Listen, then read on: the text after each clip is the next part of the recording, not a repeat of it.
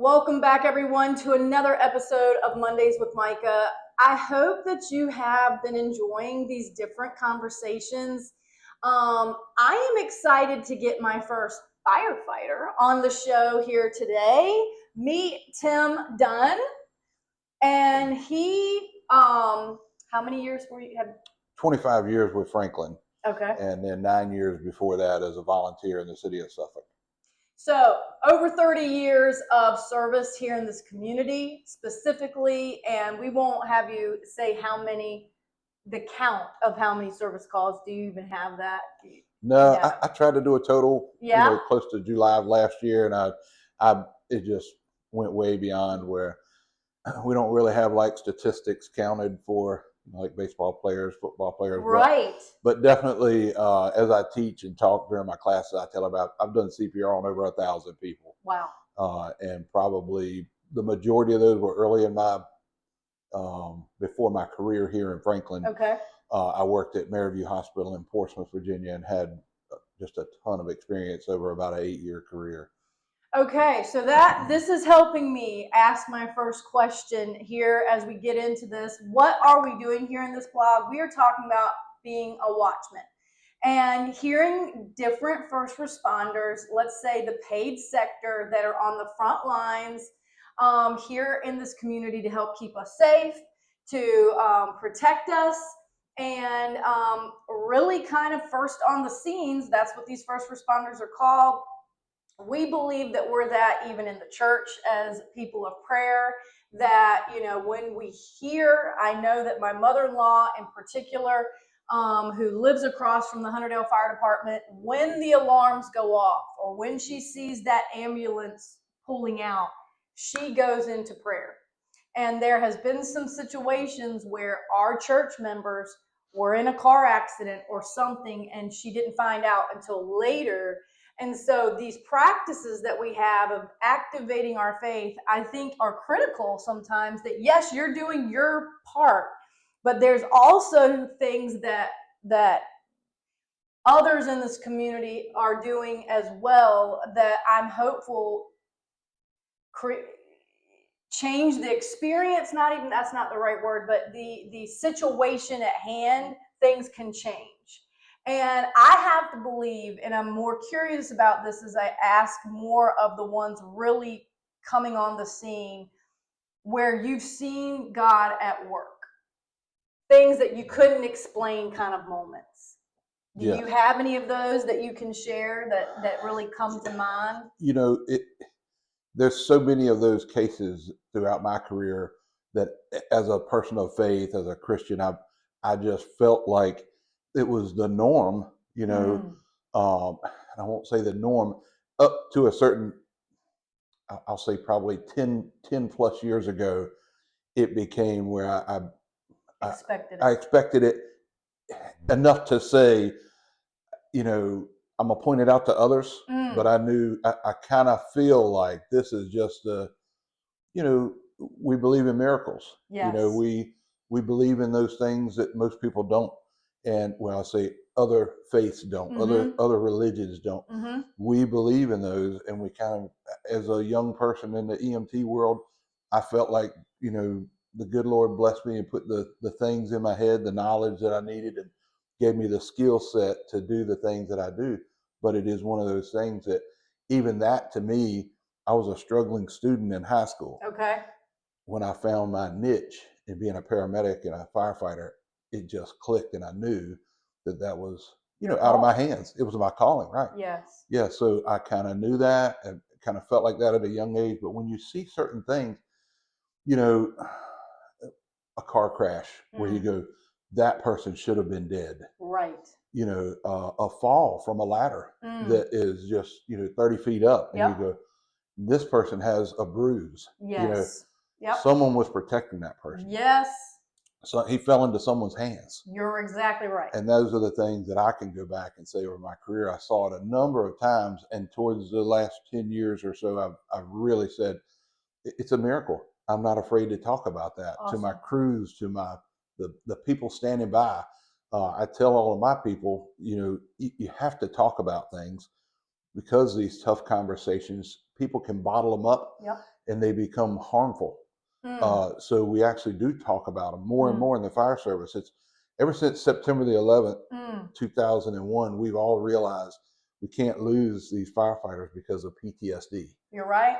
We can't lose these people who are helping our community. It's experience. It's expensive to educate these people and then have them walk away to be an insurance adjuster or a construction worker.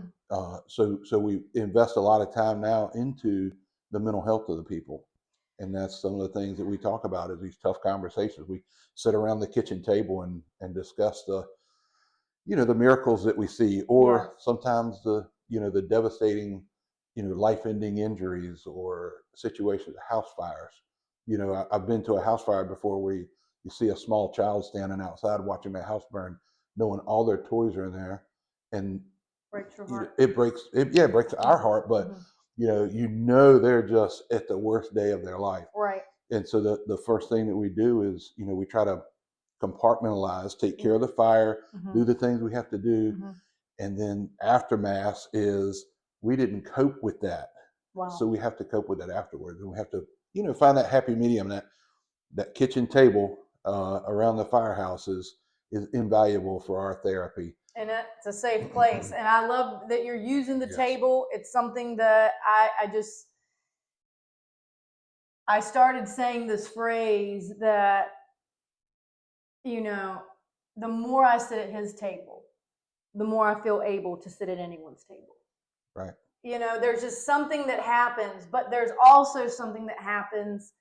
It's scriptural. Jesus was always breaking bread with people, and it was casual, that it wasn't all this, us versus them. Like he got in with the people of all sides. So I want to go back to when you were talking about being that teenager and some things started to connect. Can you give what was that? What was the beginnings of you saying firefighting, rescue squad, whatever? So I would drive my bicycle to the fire station when I'd hear the alarms go off and just ride my bicycle around the parking lot until the fire truck would come back. I lived right across the street from the Driver Volunteer Fire Department in Suffolk. And I would just, hang out in the parking lot, just wanting to catch a glimpse of the fire truck going down the road, or the next truck would come and go out because volunteers were coming from home. And so they wouldn't all leave at the same time. But when I'd hear the siren, I would ride up there. And one of the guys said, "Hey, why don't you come be a junior volunteer?" And I said, "Oh boy, that sounds like fun, like, riding down the road on the fire truck making noise. But I don't think my mom's going to go for it because my grades aren't that good." Okay. And they said, "Oh, well, you got to have good grades to be a junior volunteer." So I started, aspiring to be that junior firefighter and started, I'll say, studying a little more. Probably not as much as I should have, but I did, that did encourage me it pushed me to, be a better student. That's awesome. And so I started studying. I got my average up to a C. My mom and dad said, "Hey, you've been working hard. Yeah, you can go be a junior volunteer." And I started doing that. And it just, as soon as I got into it, I was a pretty good mechanical thinker. Okay. So those two things kind of lined right up, I would, I could change the oil and the tires and stuff on the car at a young age, but, as far as doing algebra and things like that, I struggled. But when I realized it was a part of firefighting, because we do math, unbeknownst to most, not just in drug calculations, but in water flow, things like that. It's a on a regular basis. Okay. Yeah. So as that kind of developed, I realized I got to be a better student. Wow. I got to study harder. I taught myself a lot more. I ended up going to the EMT school at a young age. Everyone, because of my experience at Maryview, told me, "Hey, man, you're soaking up this knowledge and doing great with it. You need to continue that. Wow. You need to keep going." So even doctors I was working with would say, "You pick up on stuff pretty quick." And it's good. So I would start to do more and more. I went into we used to call it a different level, but the second level of EMT in Virginia is now called the advanced EMT. Back then it was called shock trauma. So I learned how to start IVs and do some medications and stuff. Then the cardiac tech level, which is in between that level and paramedic. The name has changed again since then. We're talking 29 years ago, I think. And about 25 years ago, I got my paramedic. And that's well, actually 26 years ago now. That's when I came to work for Franklin. Was when I got my paramedic at the same time, and left the emergency room. Did a bunch of those things in between, but just leaps and bounds jumping. I worked for a company teaching CPR and first aid back then. They recognized that I was, just good at talking to people, good at educating, breaking it down onto a simpler level. Or I could talk to the doctor, because I had that experience of talking to doctors. I knew what they knew, not all that they knew, but I knew that they knew in a more advanced level than the person who was a daycare provider coming to my class. And the guy who owned the company that employed me was just, pushing me and encouraging me also. And he actually was the company where I went to get my paramedic talk, kind of pushed me into that and knew. And then as far as the fire, I was an instructor, fire instructor level 2 when I came to Franklin. So already a pretty high up in that area. But all of it just came so easily. That's awesome. I won't say I never failed a test, but I didn't fail many tests in all of those different levels. Right. Yeah. So it was because I just soaked up that knowledge. It just came naturally into that calling. Awesome. And yeah, so I have truly enjoyed it. And still, I just went to a conference last week. Still attend things, still learn, soak up knowledge. I told everybody, once you think never stop learning, but once you think you know it all, you've hit the end, right?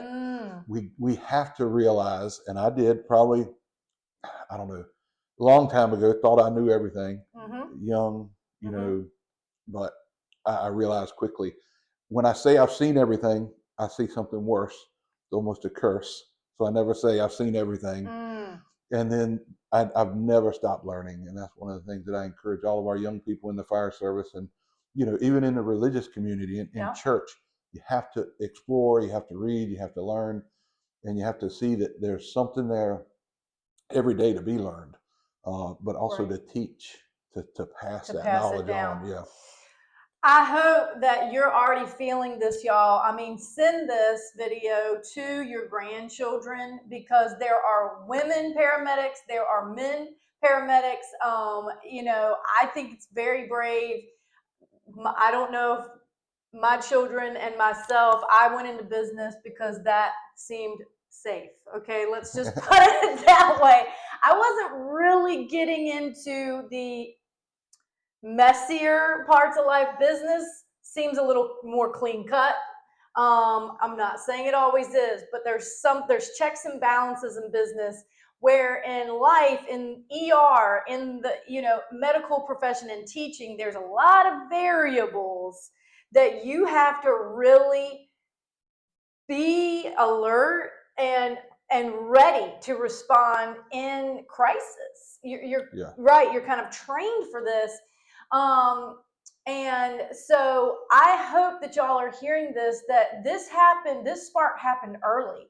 I talked to another investigator that it came a little bit later. Like, he did some things, I think, more in his 20s, and then it wasn't until his 30s that this kind of connected as a police officer.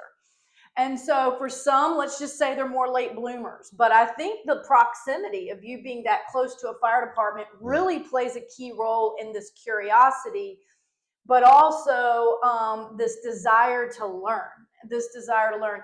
So with that history, which I love hearing this stuff, what can you say, with this being a series called Being the Watchman, what's for you to say, even as a young age, this sense of calling, now that you've been kind of canvassing, let's call it a territory, because that's really what it is, by zip code, by where you live,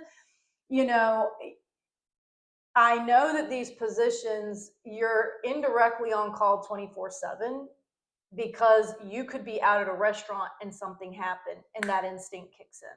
Oh, yes. And so with that being said, I feel like there's this, even kind of like a pastor, and I did interview pastors, because they're one of the other vocations that are kind of on call. And this oath that you take, you're kind of surrendering your life over to the future, like the call. So can you share what being a watchman you feel like, has that been a term you'd ever thought of yourself as being? Can you explain that any further? Yes, definitely. I have, I don't know, probably some experience through teaching at churches, the Rock Church, one of those, where they have that, shepherds program. And those are, our watchmen. Those are the people who are looking after our flock. And those individuals, and I relate closely with them because every situation, I have a brother that's a police officer, a brother that's an ER doctor, and then me as a firefighter paramedic. All three of us are watchmen. Yes. When we have our family together, we're looking at things, we're pointing at things, we're talking about, for the children's safety. When we go to the beach, we're all watching everyone. I mean, that's most families. Yes. But in my family in particular, because I've experienced drownings. Yes. Both me and my brothers have all experienced these things. Wow. We're a little bit more cautious. We try to be in front of that emergency rather than behind it and being reactive. So we see other people's children. When I'm at the beach, not just watching my two, my son, but my nieces and nephews and my family. I'm looking at the whole scene around us. When I go to a concert now, because of public shootings or things like that, I'm being very aware. And the phrase "see something, say something." If I see something, I'm looking for one of the security officers that are police officers, whatever you have at that venue, and trying to notify them that hey, this person just looks a little out of place. And they may not jump in and arrest that person or detain that person, but they'll watch that person then. And that's what they're supposed to do. They're trained for these emergencies, and for someone to say, "Hey, that looks out of place," they're going to start to notify the other officers around them and try to make that scene as safe as possible. So, from the watchman standpoint, we all have to do that to a certain degree for your family. But for me and my family, we've chosen to do it for others. You're right. And we do it in public. I do it when I'm alone. I do it when I'm, even at home, my neighbors, if I see somebody's car pulling their driveway that doesn't look normal, I'm usually texting them if they're not home, saying, "Hey, is this person, supposed to be at your house?" There's a lot of people who take advantage of someone not being home. So that's the type of person that I see as the watchman. And it definitely, I've been at Huddle House in Franklin. Me and my son were both going to church, stopped in there to get breakfast before church one day, and a guy had a seizure. Well, I just hear a scream. I look over. My son was young. I want to say he was 8. He's 19 now. So I said, "Stay right here. Don't move." And I walked over, or jotted over, to the person in the corner having a seizure. I helped him, get to the floor safely. The wife was a little panicked. We kind of talked. I said, "Hey, look, someone call 911. He's going to be okay. Seizures are pretty normal." She was still panicked. She didn't trust what I was saying. But of course, in that situation, she doesn't know who I am. I didn't announce myself as, "Hey, I'm Tim Dunn, paramedic." The guys walk in, immediately start talking to me, knowing who I am. I told them a little bit of history that I had obtained before they got there. Put him on the stretcher, and they wheel him out. And his wife says, "How do you know those guys?" I said, "I work with them. I'm a paramedic." And she was, "Oh, I didn't know." And I said, "Hey, no problem. No worries. Take care of him." I go back and sit down, and the cook at the Huddle House and my son are staring at me. And I just started eating breakfast again. It's a basic day. Yeah, what are you doing? Like, you just pretty much intervened in this guy. It was like, no. Hey, it's an everyday thing. You just get used to it. And that part, I'm comforted knowing that I know he was going to be fine. He had a seizure history. People have seizures all the time. If it was a new seizure, I'd be a little bit more concerned that it could be something wrong.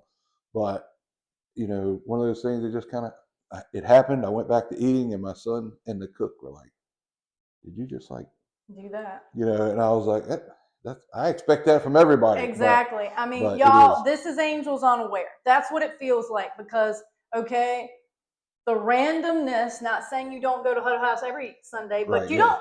No. No. So this unction that could feel very, let's say, self-serving, it's casual. Hey, let's just get breakfast today. It feels casual. And then this happens. And that's where these are the moments, and why I'm asking, like, how do you see God in the midst of it? God is using us, the people. And he was aware. He could have said, which I'm not, hey, I'm off duty. I'm not going to take this time away from my son, blah, blah, blah, blah, blah. These things may happen, but ultimately, these first responders' instinct is to respond when things are not normal. And what does it do? It brings calm. He was there to assure the wife and things of that nature. I am thankful. I can't recall too many of those types of things happening in a restaurant form that I can think of. So I would be more nervous because I'm not familiar. And so that is kind of why I want to continue to have these conversations, to normalize some of it, because really a lot of the anxiety that happens to us is because we're not prepared. This reactive versus proactive.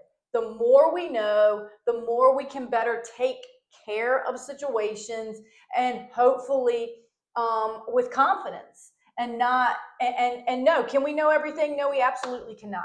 But I just want to kind of fast forward, and one of the reasons I brought Tim on the show was because he was the one of the firefighters that, or EMT, Paramedic. paramedic, thank you. Let me get the that's proper term. He's in the paramedic department, correct?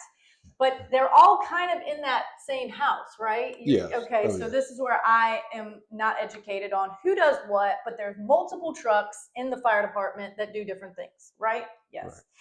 Right. And he was here to, he took the call the day that I called 911. And I remember his face. I don't really remember other people's faces. Did you bring some fried chicken to my house after? Yes. Okay. Yes. All right. So see, food is something that I remember. Okay. So trauma does have a way of blasting your brain, and you can't remember a lot of things. But I do remember them trying to do CPR. I'm sure in the reality of it, they pretty much knew he was gone from the start. And I think that was a hard call. No, was that a standard call for you? Not a no.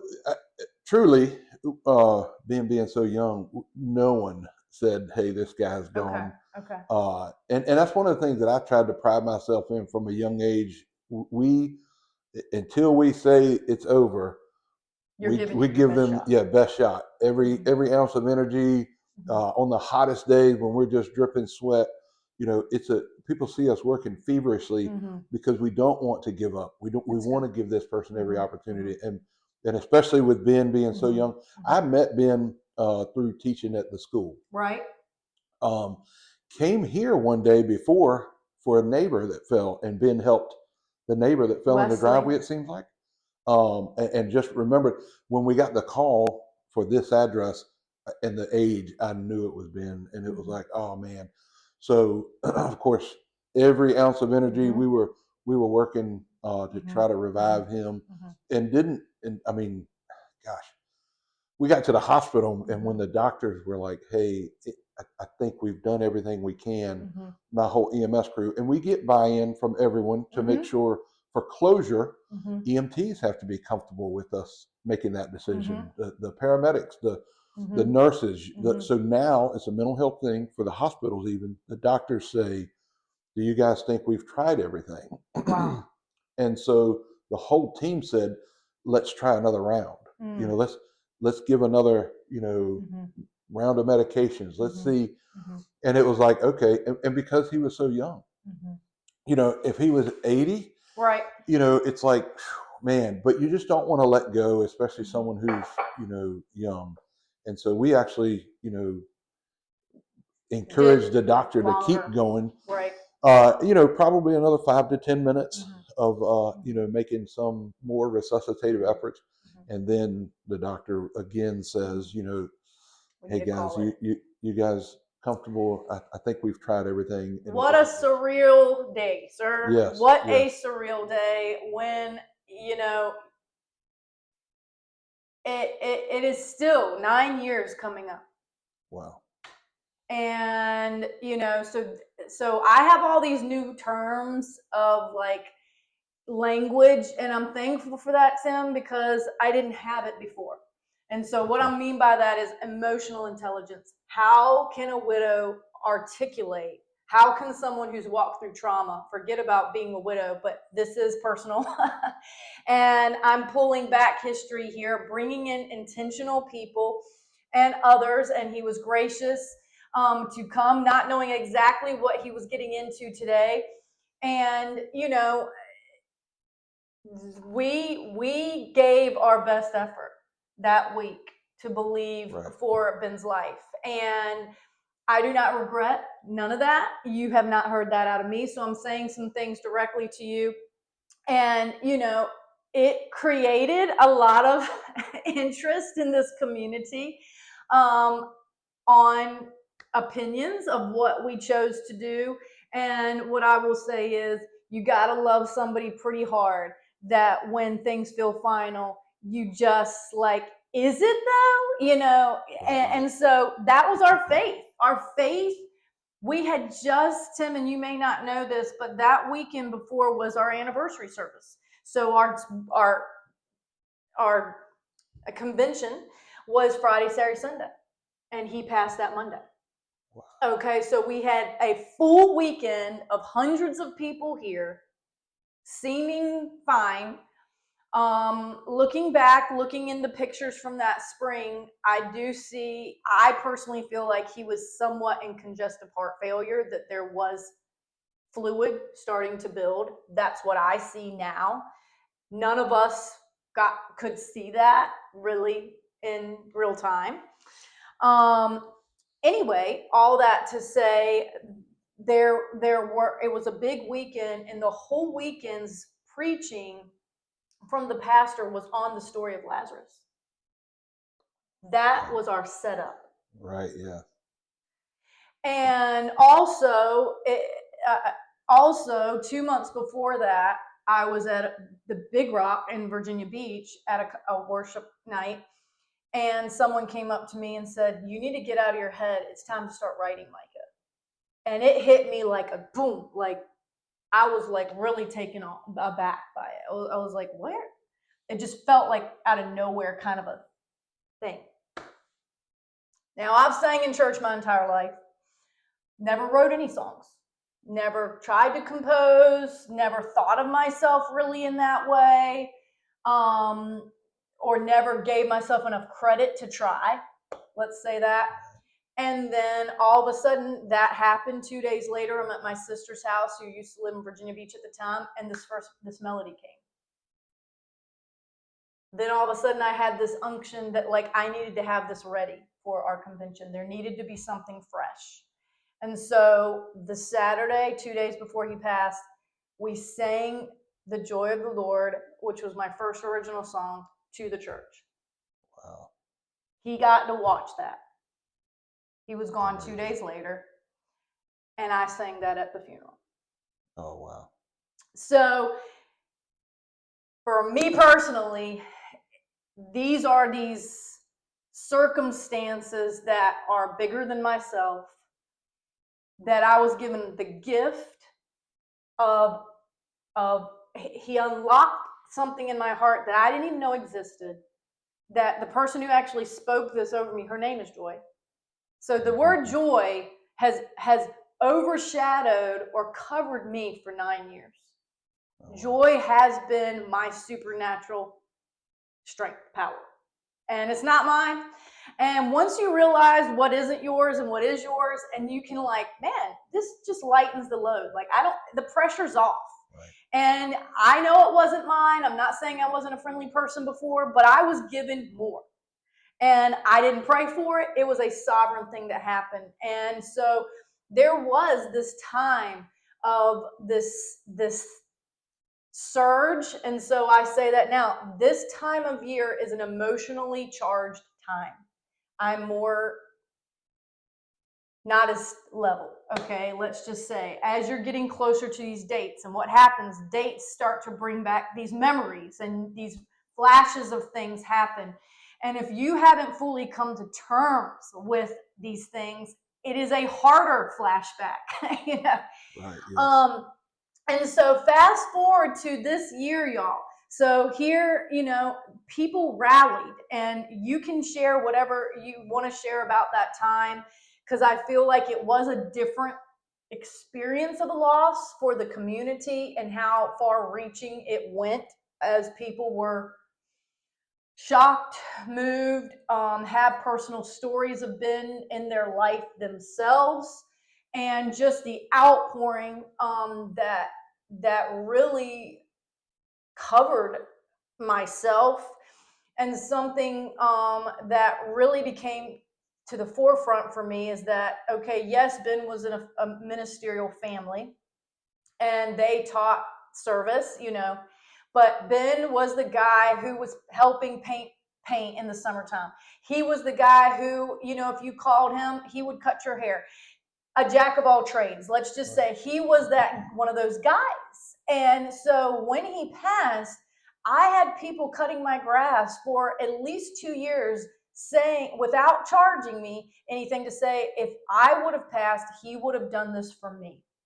Right. And so this like thing really became, and is part of what this foundation is about, is acts of service, acts of kindness. It's in the scripture about gifts, the ministerial of helps, the ministry of helps. That's what we're doing. So I'm telling Tim a little bit of things while we're talking here to just give him a little bit more history. But what it showed me was his service paid it forward. I was taken care of at a level that I didn't feel that I deserved, because of the service that he gave to people in the present day. It came back forward times. That revolutionized my perspective on community, on caring for people, the power of caring for people, the power of being a watchman for people. And so that really started to wake up some things about how it matters for us to look out for each other, and it matters to send that text, and it matters to send that card. And can I do all of that for everyone? No, I can't. So you feel a little bit helpless about, you see these needs and you can't fill all the needs, and we need more of you to be thinking about other people more than our own selves all the time. And I have found that the more that I reach out to others, the better I become in my mental health and my physical health. But can you just go back to that time, and I just know there were conversations, and there were so many of you that I didn't ever get to have this conversation with, so it does feel a little long time coming. But what was your experience? Obviously, you did everything you can. It's kind to hear that y'all went the extra mile. Not that I was ever doubting that. What were some of those conversations beyond that point, and even just coming here and, you know, making sure we were okay? Or, I mean, can you speak into any of that? Yeah. So pivotal in my career, that particular call for Ben was instrumental in me opening up. As a first responder, you want to be there for everyone. So you don't want people to be offended by your religion. So I won't say I hid my religion, but I sheltered my thoughts for many years as an EMT. And I would, get on a scene and pray quietly, but that doesn't comfort the patient, right? Or the family. When we came into Ben's cardiac arrest, I remember coming in, and you were the only family member here. Well, the children were here, but Yes. you were in the corner praying, and my crew immediately, knew this. Didn't talk about it during that. Of course, Mr. Dillon and Danny came in, immediately started, praying, Right. and not asking for more time with Ben, but thankful. And this is where I saw the faith of the Dillons, all of you guys, praying and saying thank you for the time we've had. Right. If this is it, we are truly appreciative, and bless Ben. It was some out loud praying Yes. that everyone on my crew questioned about around that kitchen table. And inspiring to me, but to my crews, I didn't talk about, I won't say I never talked about it. We prayed over dinner. We did things, if somebody had a certain medical concern, we would pray for them and tell them, hey, I'm going to pray for you. But we had the true conversations that just broke me down. Wow. And had many over this. As the funeral, approached, there were more conversations about the resurrection. Some of my crew members didn't know what the resurrection was. So I was able to talk to them, explain to them. It was huge to me, very helpful to me. But then after that, every patient that I experienced, significant. Yes. Some were, not as significant and not as concerning to me as the paramedic. But if I had a concern for the patient, it was like, I would get a sign. Wow. A crucifix on the wall in their home. They're Christians. Someone saying on the side of the road, oh God, please help me. Hey, we're both Christians now. We can talk. I can share the. So I'll say I picked up on the signs. I may have been getting the signs before. Yeah, more aware. But I would say, hey, can I say a prayer with you? And some of my crew members were like, Captain, what are you doing? Like, hey, it makes me feel better. I know why I'm here. I know why you're here. Yep. And I know why I'm here for them now. This is the person that they needed in their life in this emergency. Most of our patients that we're picking up it's their worst day. Yeah. It is truly the worst day of their life. Not many people call 911. Yes. Not many people call 911 for non-emergencies. Right. And I tell everybody, even the smallest emergency can be someone else. My mom was a nurse. I grew up with, you didn't go to the ER unless your arm was hanging off. Right?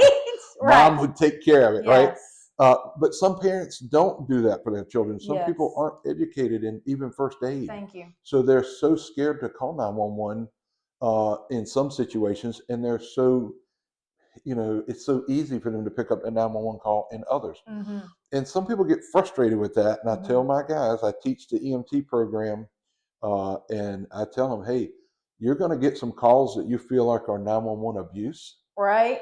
It's not abuse. It's someone putting you in their path because they trust you. Wow. Because they believe you That's good. Can fix what their problem is. Or at least they didn't know who else to call. Right. And they called you. Right. How powerful is that? Exactly right. Just speaking from that Watchman standpoint, they are treating you as their watchman and they don't know you. They powerful. Come into my home and help me, or the side of the road, wherever it is. But they've activated 911 and they want us there. So after the call, Ben's cardiac arrest, we had so many conversations, and it just freed me. I felt so free to do this, and didn't fear persecution, because that's what you fear before. And I knew at this point in my life, I felt like I was protected. Wow. Just to do what I felt was right. And so I did that. So very powerful to me. Wow, folks, I hadn't heard this. Again, the strength of these conversations, and this boldness of stepping up, and in those things that he's referencing, y'all, our prayer life turned into our tongue life. Okay, so I will clarify some of that. We weren't praying always words. We were praying with the gift of tongues. And there are times that, and we're not going to get deep into it, but that is a gift that we received in our walk with Jesus years ago. And there are times when we don't have words to pray. And having the gift of tongues is a benefit, because it prays in our behalf, and it prays words unto the Father that we can't utter to you, but our spirit is crying out. And I do remember Pastor Danny pacing the ER, and Dr. Mike Cicero telling the nurses to stand down, because they had not quite seen the response that we had, and there was people starting to gather the hospital. So their job is to keep things safe and stable. And we weren't wailing and acting crazy, but we were acting in more of the spirit part of us was activated. And that is what you saw. You saw us responding from the spirit inside of us. And I'm very proud of that was our innate response. So to know that in tragedy, that's how we reacted was surprising, if I can say it that way, and empowering, because I'm like, once you understand some stuff, the devil better watch out. And I told folks, I said, the devil poked the wrong mama bear that day, boy. He poked the wrong bear. And I'm not blaming the devil on any of it, but I'm telling you that as a widow in this community, as a watchman myself, that I felt a call to let me explain it to you, Tim. Part of the reaction of a widow is to go into a state of fight or flight. So there is that natural response of heightened awareness that happens in a state of trauma when something changes that fast. But what I'm saying is that it was bigger than that. There is a paranoia that can happen about probability of what's next. And with people in our community concerned about their own husbands, the reality that a younger person could die, there is a real thing about fear happening. And I felt so strongly, for me personally, that I was to expose the fear and call it out and tell it to get on out of here. It had no place in our church to take people out. This is the mental health part of this. This is the emotional part of this, that these thoughts become real to us to the point that it starts to make us sick. And I was not having it, okay? Because it was such an intense, let's say, attack for someone to die like Ben did. That was a blindside, okay? We'll use that term as a blindside. That how do you articulate it? And I don't think I've gotten to say this, and I've said it on many of these things, but I have to share it, is that God did not stop loving me when he rewarded my husband with heaven. That is the truth statement that found me, not in 2017. But the love never stopped. The love has, the expression of love has changed. But this is where, like you're saying, this awareness and you starting to see these signs, that's what happened to me after Ben died. Right. The signs became so apparent that his presence was with me, that the Holy Spirit, the presence of God, it says he's near to the brokenhearted. That presence was so near, I couldn't be fearful. Right. That is not everyone's experience. And that was sovereign. And so I am so excited to hear it. It gets me pumped up, because when you're talking about resurrection stuff, I still believe that there was a power that moved throughout this community. And I'm going to continue to have these conversations over the summer. And I hope more of these servants that were on the scene will be able to express things that I haven't really been able to get face to face with. Why now? I don't know. But it's happening, and I'm thankful for the ones that are willing to share. Otherwise, how many times, what I'm trying to say is how you've done these calls, you've had these things, and it did not constitute you sitting around the table having those kinds of conversations. Right. It was because of seeing your reaction, seeing your father-in-law, your brother-in-law. You know, to me, that was what was that day. But then afterwards, you know, seeing the whole church and the community, and you guys have churches in other countries that were praying with you and working, you know, working together. Yes. to try to, one, grieve, Yes. but also understand what was next. Yep. And I think that that conversation of that resurrection, it was what our community needed. Wow. I think from the Christian standpoint, Wow. whether you felt like that was, going to happen or not, it sparked many conversations, not just at our firehouse kitchen Absolutely. table, but in everyone's living room in this community. It was huge.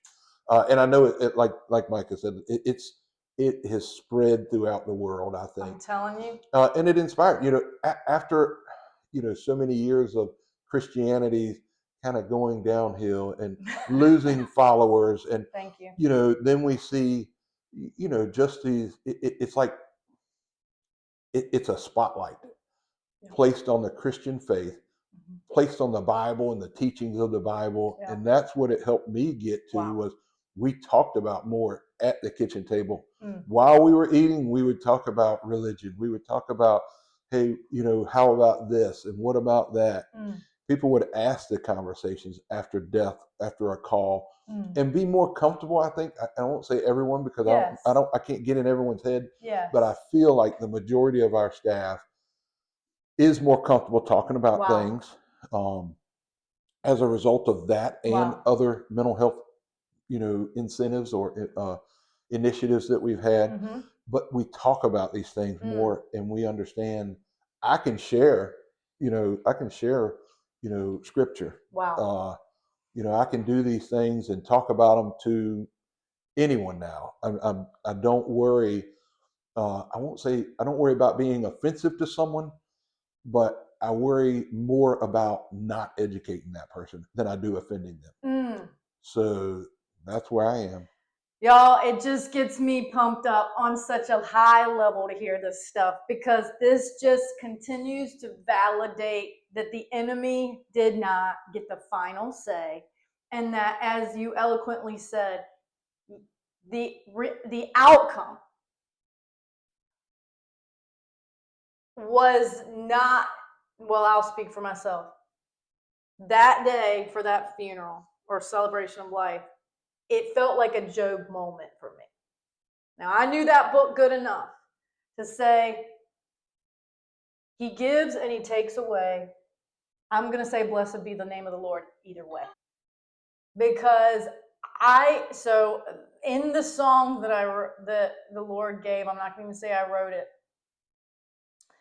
I had this revelation that presence trumps person. Now, that line wasn't exactly in the lyric.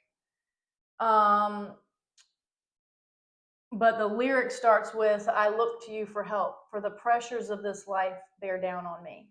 I look to you for help.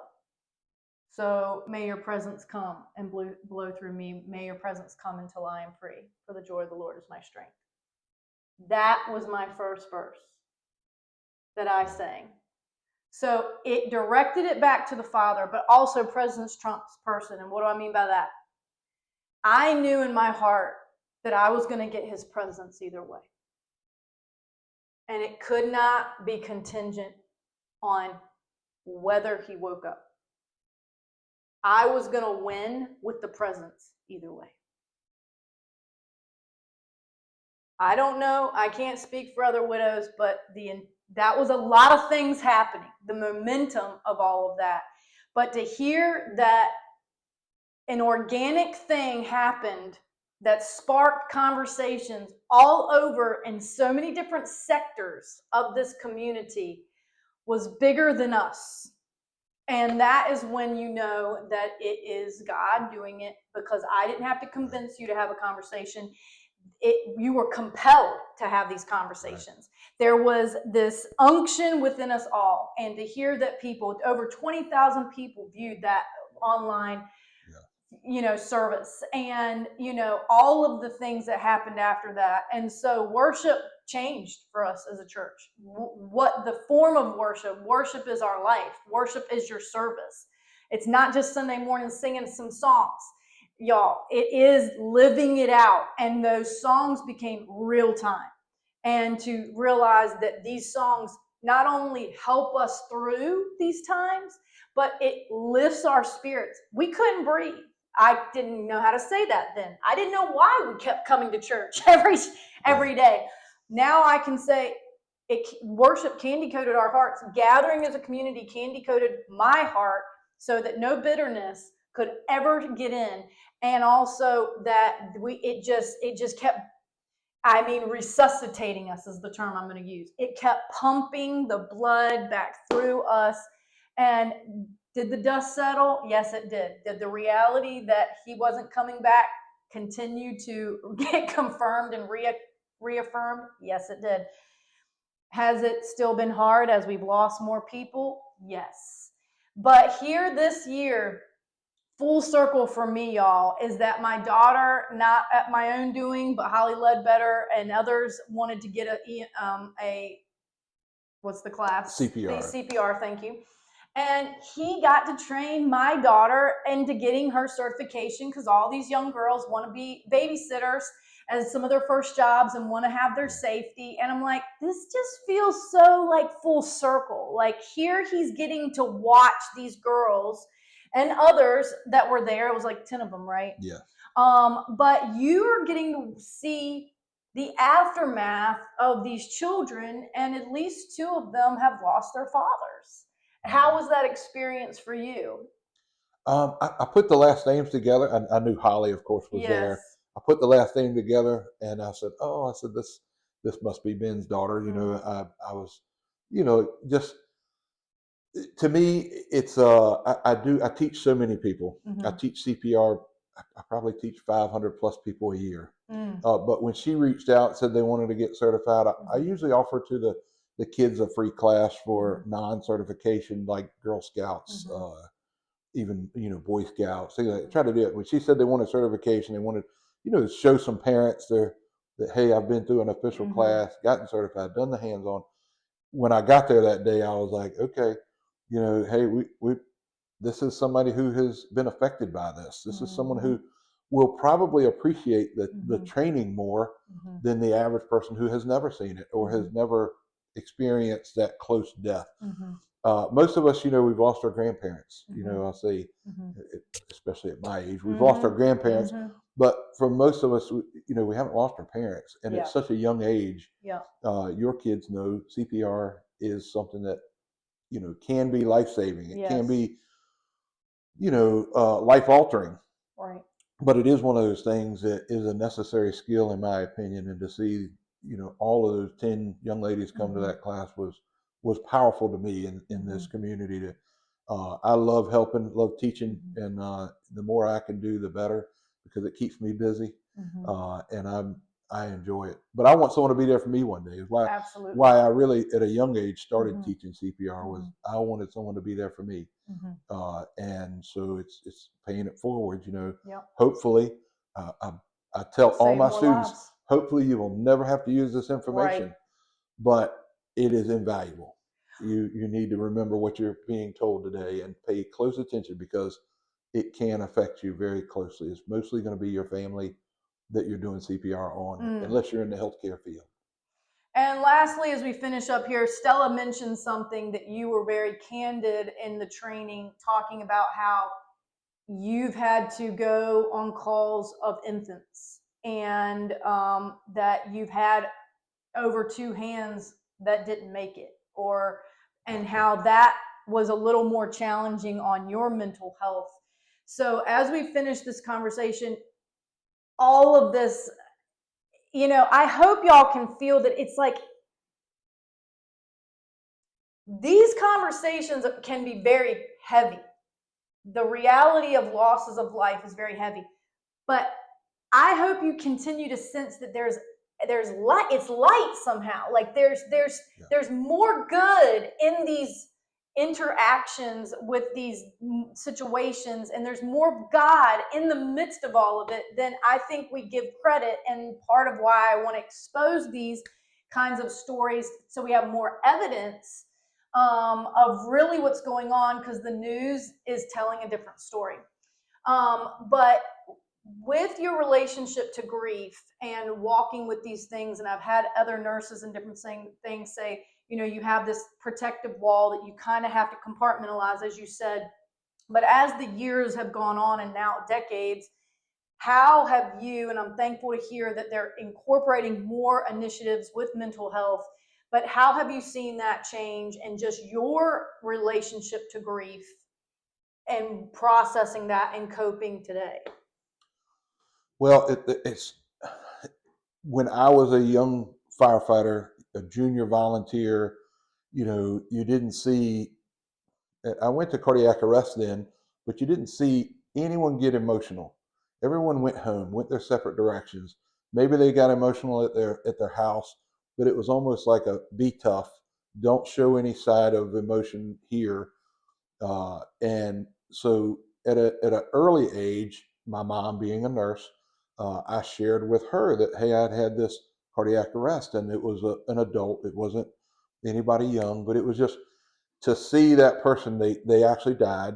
They were on a golf course, and it was three young men and one. I think it was the father of one or two of the young men walking off the golf course. These three young men carrying four golf bags, and we're carrying one body, still doing CPR, and that bothered me. Like, oh man, they're going home alone. Wow. You came to the golf course with your family, Father. yeah, and you're leaving without them. Wow. It was like, wow. So I shared that with my mom. I wasn't even CPR trained. I was a real young firefighter, and my mom explained that these things happen. It's you have to realize if you're going to be doing what you're doing, you're going to see these things. Mm-hmm. But my mom probably didn't know how to, from a therapy standpoint back then. I mean, we're talking in 1991. My mom didn't know how to share with me the mental health side of it and talking about it. A few years later, I had a critical incident stress debriefing for the first time for an infant cardiac arrest that we worked. And it enlightened me that talking about it is therapeutic, Mm-hmm. right? So we just slowly started integrating a little touch of, I'll say mental health, but coping mechanism Yep. in with our fire service. Mm. And we would, here in Franklin, I've probably been to, I would say at least a dozen cardiac arrests in the pediatric/infant world. Probably one every 2 years. We're lucky to not have any more than that, Praise but God. we're unlucky to have those because they do pull on your heartstrings. Right. Anyone younger than you Yes. shouldn't die, or now you're not invincible, right? In your mind, Yes. So I teach that to my students, but it's one of those things that I had to understand at a young age that, hey, I'm not invincible anymore. I need to be more mindful of Yep. my surroundings, the situations, the things I do, and so as a provider for infants, it is definitely super super stressful, and it is definitely one of those things that we have to talk to one another. But in I'll tell you again, because of my faith, I know the good Lord put me there to try to make the situation better, but I didn't cause the situation, so I don't have like blame within me. That's good. But sometimes that the situation that He put me in for was for the family. Sometimes He put me there to help them, cope Yep. or understand. And because of my teachings, I can explain things on a very, very low level so that the average person can understand it. I don't use medical terms when I'm talking to a family. I try to break it down as simple as I can and explain to them what's going on. And I think as we tell that person, hey, their heart's not beating and they're not breathing on their own, we're doing those things for them. If they don't know that was going on, that's what's going on. Now they know, and they can start to understand it. And it's not just a shocker when we say, hey, they're gone.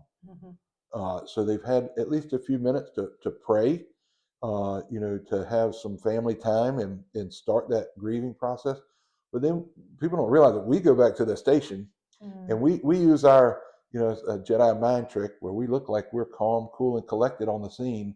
But we go back to the station and there's tears shed, tough conversations where I will approach my guys a week later and say, hey, you're not acting yourself.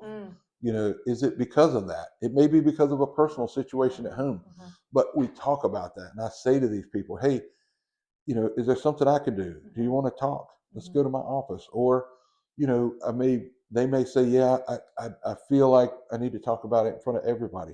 Well, let's get everybody to the table. Let's bring everybody back to that kitchen table. And again, in the firehouse, I won't say that's where everything's solved, but that's Most where, of it. yeah, that's where a lot of conversations happen to start the resolution for problems. But we go to that kitchen table and we'll sit down and talk with the whole crew.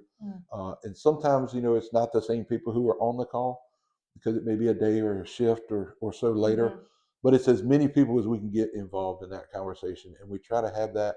And I try to identify one to those that don't know, hey, we didn't cause this problem. We may not have been able to fix it, but we responded appropriately. We did the things we were supposed to do. We worked feverishly, like I said. I encourage my guys by saying, all right, hey, push harder, push push faster. Hey, you got to do this. Hey, it's time for you to breathe. Pay attention. You got to breathe every 3 seconds or every however often we're doing with this cardiac arrest. And I'll just encourage them. And after the fact, they'll say, hey, Captain, was I doing anything wrong? I'll say, no, but if I don't say it while it's going on, it's going to kill me later on. If I don't address it right away, it's going to bother me for the rest of my life. So if I see something that may need to be tweaked, I'm going to make sure it gets tweaked right then. And I'm usually the one in charge, ultimately being a senior paramedic. I'm usually the person who's in charge of that cardiac arrest. And I want everything to be my way, not my way or the highway, Right. but more of I've done it enough. I know how it should be done. I'm educated. I'm thoughtful. I've got that process, critical thinking down pat, where I'm boom, boom, boom. Let's do these things. And most of the guys, they could do it. They could pick the ball up and run with it if I wasn't there. But most of the guys appreciate someone being the coach, and it's mandated by the American Heart Association that someone act as the coach. Wow. They want someone in that role because you're looking at your job, she's looking at her job, he's looking at his job. That coach is looking at all those things as they blend together to give us a better response, a better experience, a better outcome. And again, coping. If we don't do it the right way, we can blame ourselves for years. Right. And that's happened. There's been people who have, done things by accident, done the wrong, I won't say the wrong therapy, but in every walk of life, in our military men and women and our first responders, police, you beat yourself up over that call that went wrong. That's right. If it was a problem that you had, if it was an issue that you had, I've heard a story where a pediatric cardiac arrest didn't survive, not because the crew didn't respond appropriately, but one of the person who was driving the ambulance got lost, and it took them a few extra minutes to get to the hospital. And that guy blamed himself. Wow. Because he felt like he delayed that patient getting to the doctor. Right. They were doing all the things they were supposed to be doing in the back of the ambulance during that period, but he blamed himself. And that's pretty powerful when you think about it. He didn't do anything wrong for treatment. Right. But he made the wrong turn. Wow. And circled back, and it took him some extra time to get to the hospital. So, he beat himself up over that. And it's tragic. Yes. But as first responders, we know we have to deal with those things. So we try to plan. We try to be better. We work recertifications and get more experience, more education. So when that pediatric cardiac arrest or that adult cardiac arrest happens, we're better prepared. But you can never prepare yourself enough mentally. Wow. It's talking about those things. Something's going to hit close to home. Yes. When my father died of cancer, in the next few months, every patient that had cancer, I just felt a little bit more of a tug, just because my dad had died of cancer. And it was like, gosh. So we don't know where everyone is in the world. Right. It may be, this young person had, you had a niece or a nephew the same age. Yeah. That hits close to home for these first responders. So I check on them. We talk about it. But in our world, like I said, since 2001, we've increased our mental health game. I'll call it. We have peer support teams in our agencies around Tidewater. Franklin has a new one that's I'll say probably a couple years. They've been developing, and they send those people to school to help be facilitators Yes. of mental health for our staff, and they just have conversations and try to make things work for that person. I hope y'all are here seeing. I mean, thank you, Tim, for really exposing some of this, because I don't know it. So you're telling me things I don't know.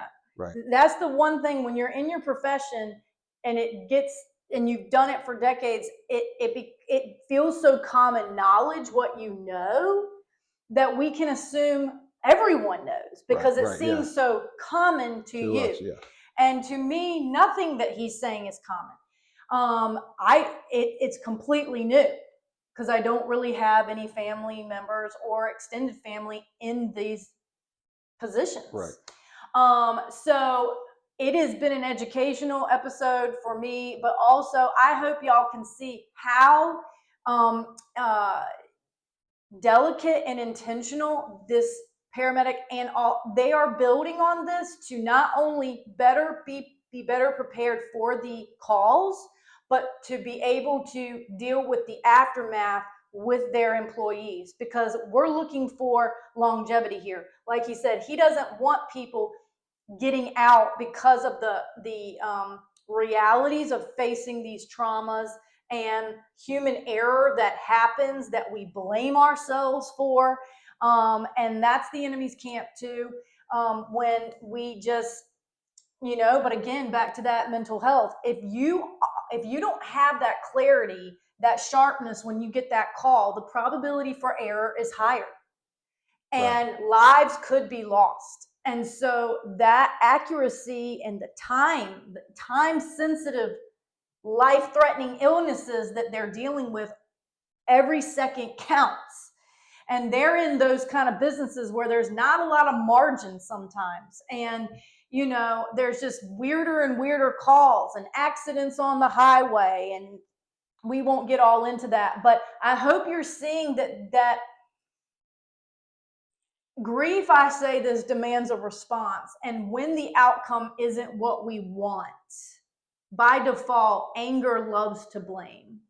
And I think this is one of those thankless jobs. Another one of those thankless jobs that not everyone values. They value it as long as everything goes right. But if things don't go right, they're going to pin most likely someone else.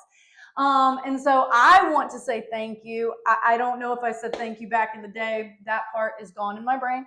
But thank you for your years of service, for the ones that you have helped off hours, off duty, and the ones on duty. Now all these people that are CPR certified, that how many lives have they saved? Hopefully none, but we know that there's a count on these things, because it does happen, whether it's within their family or not. And now the younger generation, the next coming up generation, is learning. And hopefully, what does it do? It brings more confidence. They're now empowered with another skill. And, these are simple steps, let's say, but in the moment, someone has to be grounded enough to be able to walk over there and say, I know how to help, and do things that they may not have ever expected. But when you get training, probability of it happening is pretty high, I think. And that's God putting us in the right place, at the ice cream shop, at the barbecue place. It could happen at the gas station, and this instinct that starts to wake up within us. And also, as he said, he's praying in the midst of it. It's not just him, he's doing things. There's two things activating itself at the same time: your present skills and then the spiritual part of it. So I hope you're encouraged by this episode. I am just blown away. I knew they were going to be good. I knew yours was going to be good. But to hear the 2017 outcomes continues to blow me away, and continues to let me know that Ben's life is still making an impact. Right. That is what this whole show, being a Watchman, is that lives make impact, and there's longevity in those things. Those acts of kindness people are still talking about, remembering those who we have loved and lost. And I started to tell the church, be a Ben for someone else. And what does that mean? The things that you miss about your loved ones, whether it was that they just really gave good hugs, or they called you, become that. Start to add these character traits, really fruits of the Spirit. Some you can say they were just that person. I'm like, no, that was God working through them in these ways of being the encourager, being merciful, having compassion, all of the fruits of the Spirit. We want all 9 of them activated in our life. And one of those is long suffering. Okay. So long suffering produces good character building things within us. And so stay tuned for more. We're going to get into more in July as we explore the police force and other investigators. I'm hoping to get some nurses on here. Comment below, share this video on your Facebook pages. We want to get these stories out there. I know so many of you know Tim. If you have a little short testimony of how he has impacted your life, comment in the Facebook post. Go on our website, comment on our YouTube page. The more we learn and can share, I know it would bless him. It's not just about us getting more posts here. It's about bringing awareness of just how much the living ones that are still alive we can actually speak to in present time, not at their eulogy, y'all. We can share in present time. So many of us have regrets about the things we wanted to say and that we didn't get the chance to say, and now we're saying them at their funeral. Let's be people that say them in present so we have no regrets when these suddenly moments happen and you woulda, coulda, shouldas could happen. So love the ones you're with. Stay tuned for more. Bye-bye.